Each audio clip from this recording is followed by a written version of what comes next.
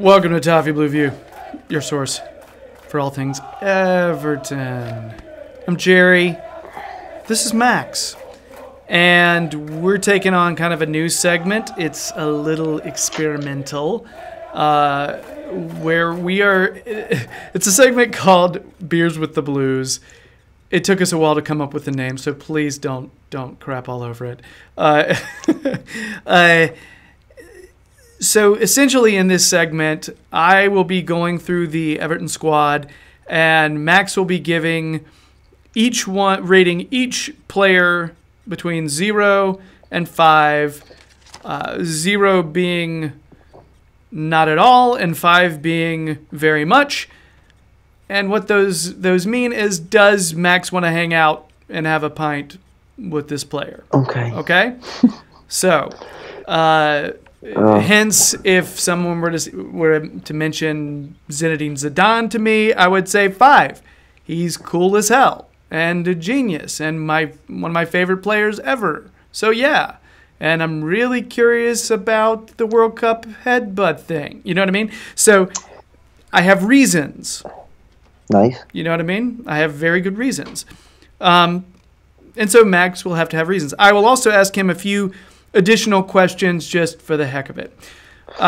So essentially, this should tell us a little bit about the players we're discussing, but also about Max. More Max insight, which is wonderful.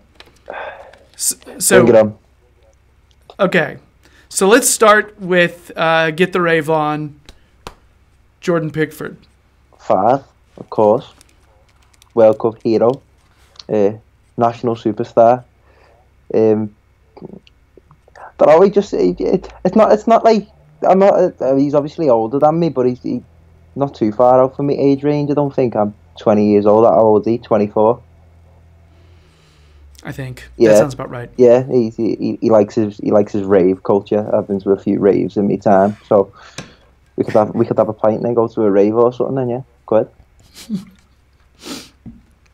I wasn't expecting you to say that. Sorry. All right. Cool. And I'm going numerical order here. So Holgate. Mason Holgate. 3. I'm a huge admirer of his style of football. I love that kind of the Franz Beckenbauer-esque centre half. So I'd like to pick his mind a little bit about how he interprets the game and how he sees his career panning out. 3. That's okay. Standard. Leighton Baines. 5. Of course. I don't even know why I asked that. I feel like I should have just written down 5. Yeah, you ask any Evertonian, they gladly buy Leighton Baines a pint. He's just the coolest human being on earth. I'll give you a little one, right? I did my work experience at Finch Farm back when I was in high school, yeah? I know. So, okay, you don't have to act disappointed every time I tell you. I remember just standing there on duty, like just waiting for something to do. This was 13-14 when we were doing well under Martinez, and Baines had just been injured by Jordan Henderson in the derby and done his ankle in. I remember I was standing there on the corridor with not much to do. It was one of my first days, and next thing I just saw Leighton Baines coming down the corridor in a trench coat with a moon boot and crutches, and I just did not know where to look. And you're like, it's like the coolest human. It's like Jesus is walking towards me, and I don't know what to do. I was only about 13 as well. I just kind of looked at him. I went, "All right, Leighton." He went, "How you doing, mate? You're all right?" But I've met Leighton a few times, and he's sound out. I'd buy him a pint. By the way, doing this, I fully expect you to have met like half of them. And really, it's tough not to geek out. You know what I mean? Yeah. Like you tell me that, and I sit there and I furrow my brow, and I'm like, super jealous. But at the same time, I'm like, holy hell, that's awesome. You know what I mean? That's so cool. Yeah. That's one of the amazing things about that kind of club, though, is you can have those kind of experiences. You know what I mean? Yeah. Like, you know how many teams, like professional level teams that I've pulled for where I I've never had any kind of run-ins with them in any way. Yeah. Any kind of experiences where I've been anywhere close to them. And just the idea of being able to do that, that's fantastic. That's crazy. Yeah. Full credit to Everton. They've always been in touch with the club. Mm-hmm. We're very much a family club, so yeah, credit to them. Michael Keane. I mean, he doesn't stand out to me as being an outlandish personality, but he's playing really well at the minute, and he's just got his England call up, and for that he does deserve a pint. I'll give him a 3 out of 5. 3, all right. Kurt Zuma. 4, and I just spent the entire time trying to convince him to stay for next season. Nice. That works. Jagielka. Interesting one. I like Jags as a person. I think he's a really interesting personality and how he sees the game. 4. I give Jags a 4. He's been captain of the club for a very long time. I've got to say, I've dropped off being a fan of him in terms of when he's on the pitch. He was phenomenal years ago, and he obviously coming towards the end of his career now. But as I say, been the captain of the club for so long. He's been a mainstay in that dressing room. And yeah, be decent to hear some of the stories from him. I don't. Again, this is another one of these where I seriously doubt I even need to ask. But Andre Gomez. Andre Gomez at 5. I know. Sit there and talk, just discuss beards and stuff. You did it to yourself that time. I've been specifically not making beard and hair calls, and that was on you. That's so good. That's great. That makes me so happy. He's got I was like, now I'm like, yes, beards are fair game again. I was expecting you to say something about, I would spend the whole time staring dreamily into his face and.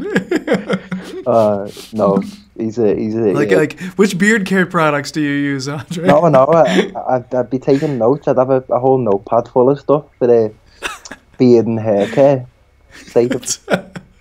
Majestic.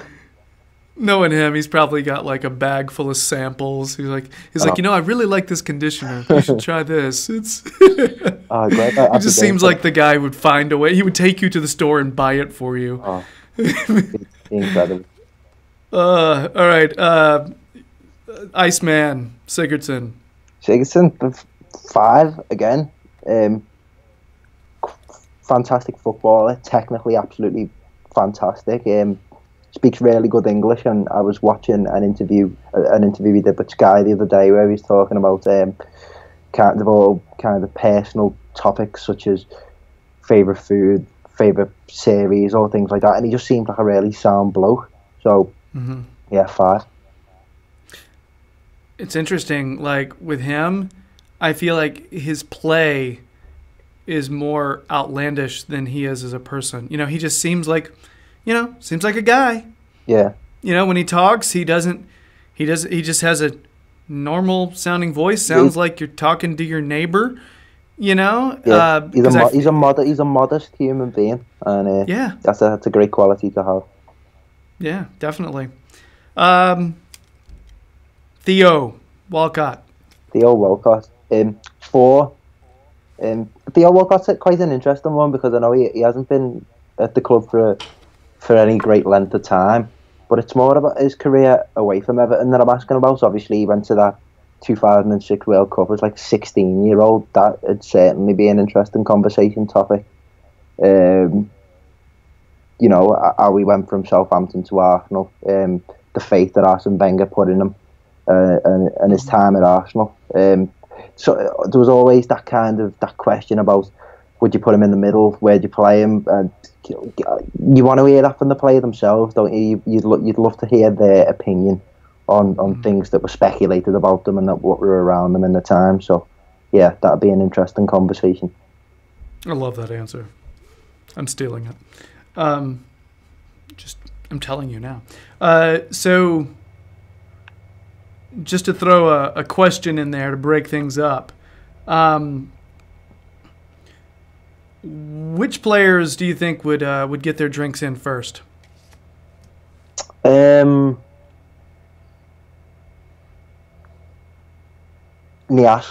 I was going to say Tosin, but then I went Nias because I think Nias is just. I think Nias just spreads positivity, doesn't he? As a human being, it's just like he feels like it's his duty to just be sound and be nice to everyone. So he probably would, wouldn't he? Okay, gotcha. Anybody else? Gerry Mina, because I was instead of paying attention to me lecture, I was watching Gerry Mina's press conference today, and he similarly took the same approach of saying he just wants to spread happiness, make friends, and be good to everyone around him. So yeah, I'm all about that vibe from a human being, and I think he'd buy everyone a bevy, wouldn't he? Nice. So back to the ratings. Luca Dean. 5, because I think he's been a very underrated signing. Be interesting, obviously, to see what his opinion was coming to the club, taking over such an established position that's been held down by Leighton Baines for such a long period of time. Not to mention he's played for Lille, PSG, Roma, Barcelona. Mm-hmm. Like, that man has played at some top European clubs. So that's enough, isn't it, really? Yeah, that's reason enough right there. I mean, yeah. Mina, 5. I'm currently doing a business assignment on starting a joint venture with a football club in Colombia, and I'm sure Gerry Mina's name's going to get involved in there at some point, purely for being an absolute hero in that World Cup, scoring in all of his games. His career path as well is something that's fascinated me. I love studying South American players who go over to Barcelona and seeing how they find the culture and how they adapt to the club. Obviously, he's at us now, so obviously he wasn't exactly kicked out the door, was he? It was a hefty transfer fee that was paid. So obviously, he's made that choice to come to us, and I'd like to pick his brain about what he wants to achieve.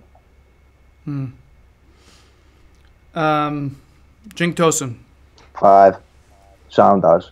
Like I'm sure last season I was doing a player review, grading all the players or something along those lines, and I think I literally put for Tosin I'd buy him a pint, because he just, from the moment he walked through the door, he always just give that impression of being one of the like-minded with the fans and on our level. So yeah, of course, Tosin Pasha. Tosin Pasha.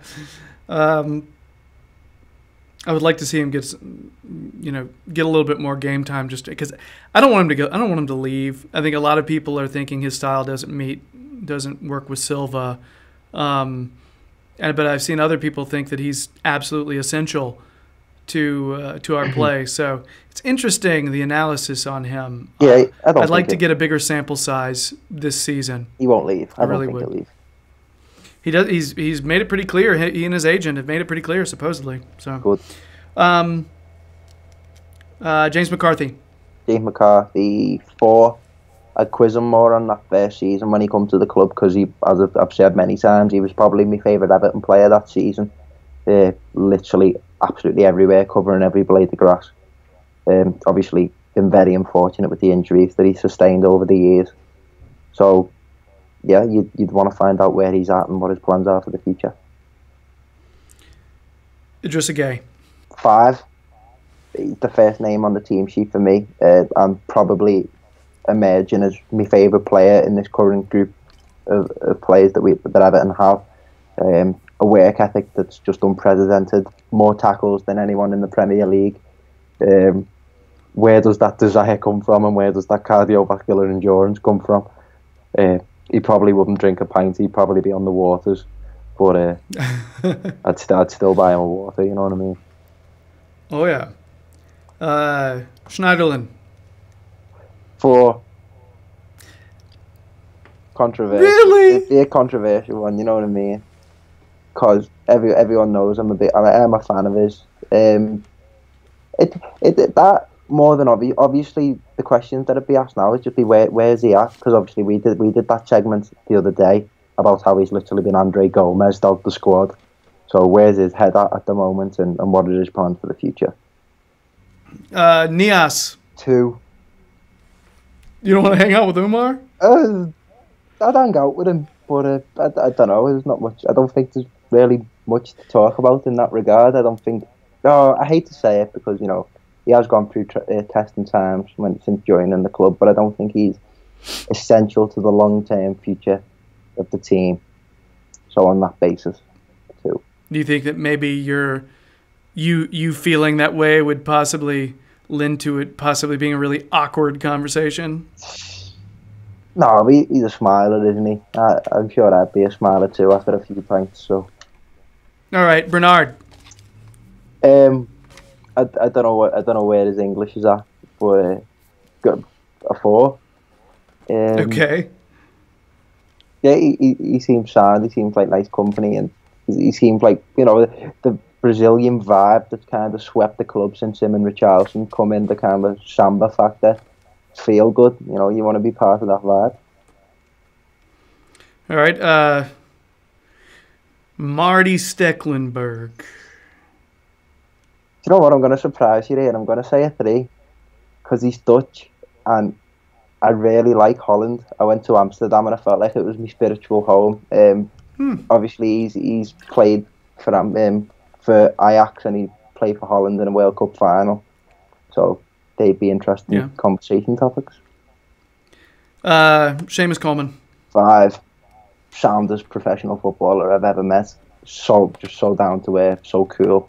And he doesn't forget where he's come from. He's a very humble human being, and it's the type of person you want to be mates with, really, isn't it? That's a shocking answer. I didn't see that one coming. Yeah. Davies. Tom Davies. A 5. He strikes me as just being sound as well. Similar age as well, so yeah, sound. Right on.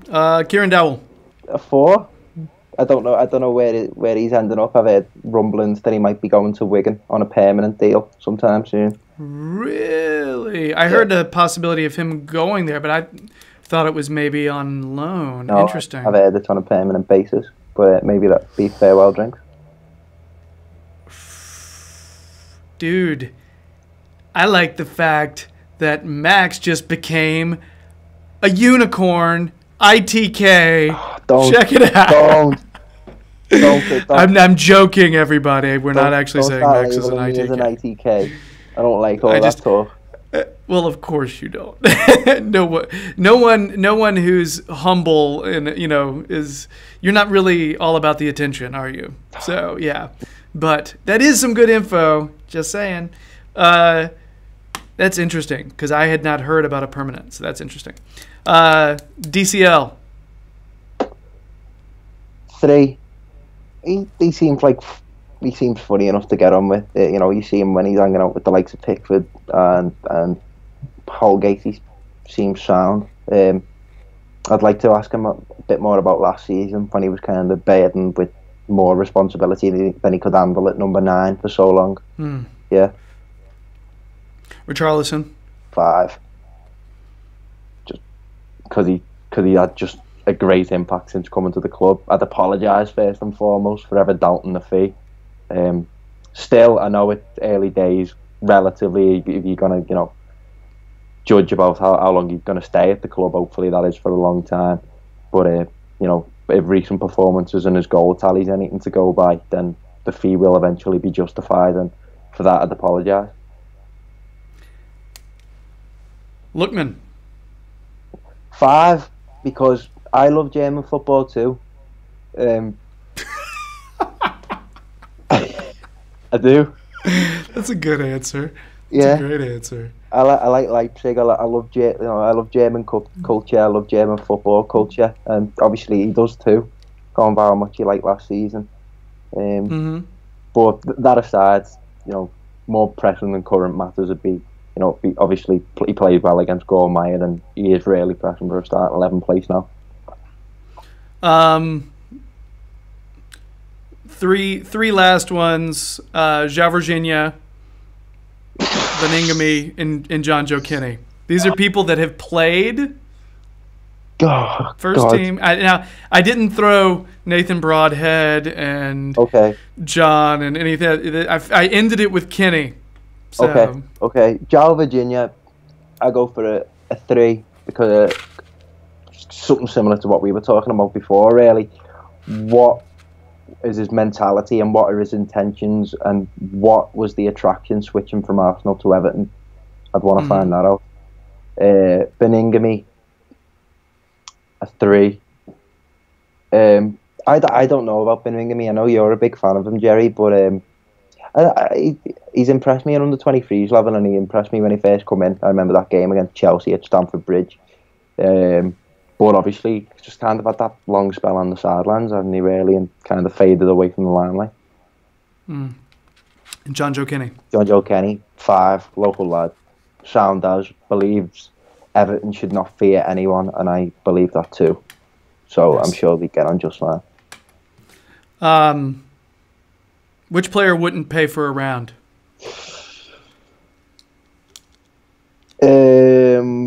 Richarlison, and that's because I don't think he'd have to. I think everyone would just carry on buying him drinks. Which player is most likely to get maybe a little buzzed, tipsy after just one drink? Gerry Mina. He'd have the old club doing his Colombian dances. Nice. I think that's it. I think I've tortured you long enough with this. What song do you want to do? Close us out with a song. Fool's Gold by the Stone Roses. Fool's Gold, Stone Roses. Why? Because Everton's moving to Manchester.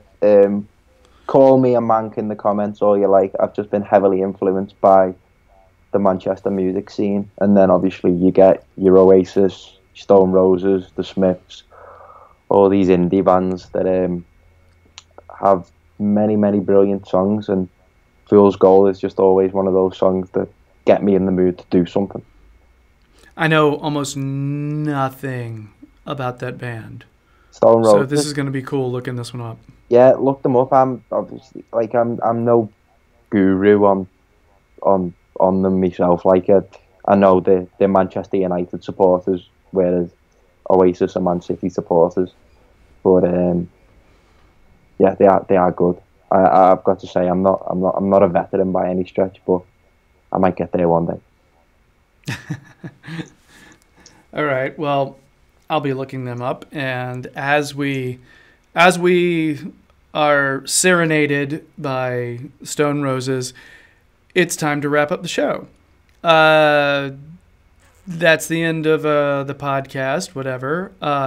Please subscribe to the Toffee Blues YouTube channel. Hovering around 1,300 subs. We have broken that barrier, which is really cool. So we're slowly continuing the crawl toward 2,000, which would be fantastic. Also, check out Max. You can find him on other podcasts, other videos, and I'm not going to make this one weird. There you go. Yeah, so check out his Twitter profile. So he'll tell you where he's going to be. He'll also show up on the Toffee Blues website. He does analysis there, and you know what? Other people do too. So just check out the Toffee Blues website in general. All things Everton, lots of good stuff there by people who know things about the club. There you go.